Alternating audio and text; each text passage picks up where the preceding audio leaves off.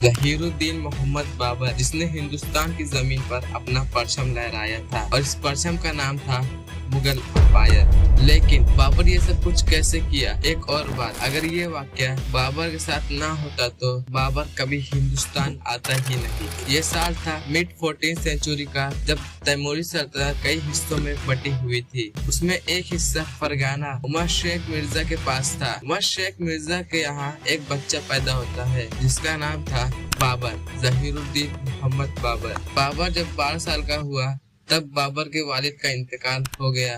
बाबर कम उम्र में ही फरगाना का सुल्तान बन गया, लेकिन अंदरूनी और बहरूनी दोनों तरह खतरा था, क्योंकि अंदरूनी से बाबर की कम उम्र से बगावत हो सकती थी और बैरूनी से अपने चचा और बाकी सल्तनतों से खतरा था। और बाबर समरकंद को भी फतह करना चाहता था, क्योंकि समरकंद को अमीर तैमूर ने इतना सजाया था कि दूसरे सुल्तान भी समरकंद पर अपना कंट्रोल चाहते थे।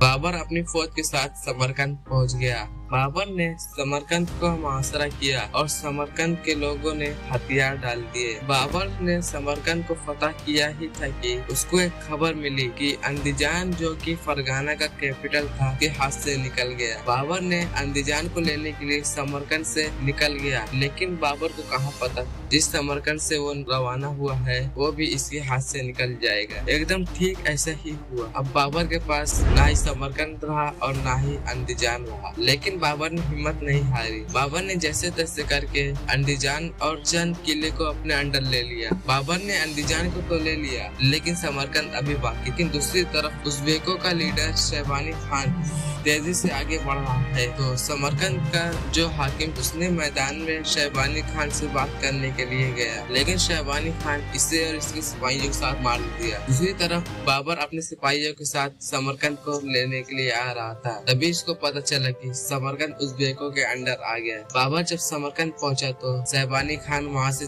बाबर जैसे तैसे करके समरकंद के अंदर गया और सारे उज़्बेकों को मार दिया। बाबर ने समरकंद को पता किया ही था कि एक खबर मिली कि शैबानी खान अपने लश्कर के साथ आ रहा है। सो बाबर ने शैबानी खान का मुकाबला बाहर निकल कर करना चाहा। 1501 ईस्वी दोनों फौजें आमने सामने आई। शैबानी खान से आने से पहले ही बाबर ने अपने वालिद के भाई और रिश्तेदार से मदद मांगी। सो किसी ने मदद की और किसी ने नहीं की, लेकिन बाबर शैबानी खान के सामने टिक ना सका और बाबर की शिकस्त हो गई। इस जंग को सरायपुर के नाम से भी जाना जाता है। ऐसा कहा जाता है कि बाबर इस जंग से भागकर ताशकंद चला गया, लेकिन बाबर अपना किला अंदीजान वापस लेना चाहता था। सो बाबर और ताशकंद के हाकिम के साथ मिलकर अंदीजान का मुहासरा किया और अंदीजान का हाकिम था वो भाग गया। अंदीजान बाबर को मिलने वाला था, ताशकंद का हाकिम इसे दूसरे को दे दिए और बाबर से कहा कि समरकंद को फतह करो, तुम वहाँ के हाकिम बन जाओगे। वहीं दूसरी तरफ जब शैबानी खान को ये खबर मिली कि अंदीजान हाथ से निकल गया, शैबानी खान अपने फौज के साथ आया,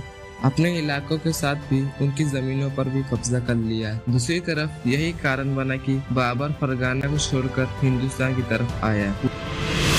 लाइक करें, शेयर करें और चैनल को सब्सक्राइब करें।